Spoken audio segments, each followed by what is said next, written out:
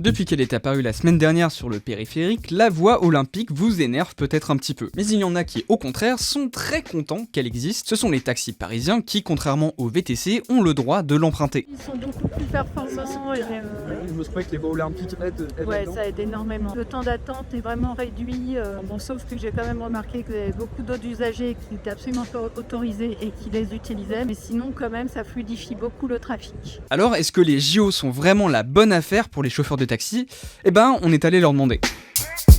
Pour le coup, les voies olympiques, en effet, ça c'est un truc qui est vraiment bien fait. Très bonne initiative de la mairie de Paris qui nous facilite à nous les taxis d'avoir cette voie, de faire des montées et des descentes vers les aéroports. Les gens respectent, on va dire, plus ou moins. Là, vous voyez, on navigue entre les fils pour rejoindre la voie olympique que certains prennent, vous voyez. Donc là, le coursier, il s'est dit, bon, bah, je vais prendre...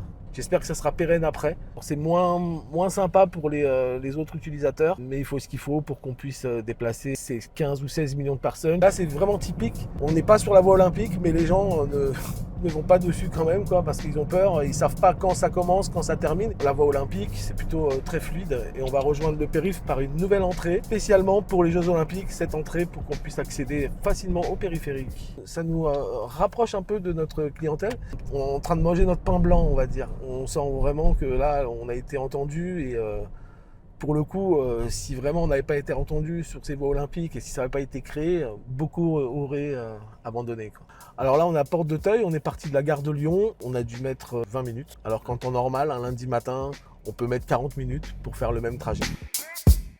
En plus des voies olympiques, les taxis ont aussi le droit d'emprunter les zones rouges et grises mises en place en amont de la cérémonie d'ouverture. On peut passer dans certaines zones. Alors nous, notre lumineux au-dessus de notre voiture nous permet de rentrer dans ces zones-là, qui fait office de QR code. Alors, si le client n'a pas de passe, il passe pas.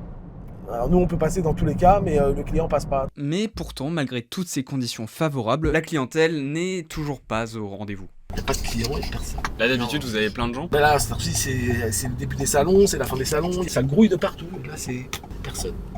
On sent vraiment que les Parisiens ont fui Paris. Essentiellement, notre clientèle à nous, c'est des gens de bureau. Et pour le coup, ces gens-là sont pas là. Et on attend les touristes qui sont pas là non plus. On s'attendait vraiment pas à ça. Certains ne sont pas partis en vacances pour justement pouvoir être là et assumer. Et au final, on se retrouve sans Parisiens, sans touristes et tous les taxis là. Un taxi qui fait gentiment sa journée, on va dire qu'il fait entre 8 et 10 courses. Jeudi, j'en ai fait 3, vendredi, j'en ai fait 2. Pour le même nombre d'heures de travail. On s'y attendait pas, on pensait que ces gens-là allaient arriver au compte-gouttes. Et ben là, c'est la douche froide en fait. On se rend compte qu'ils vont tous arriver en même temps à partir de jeudi, vendredi. Et au moins, on va essayer de rattraper au mieux ce qu'on a perdu en ce début de saison. J'espère que la semaine prochaine nous fera rebondir.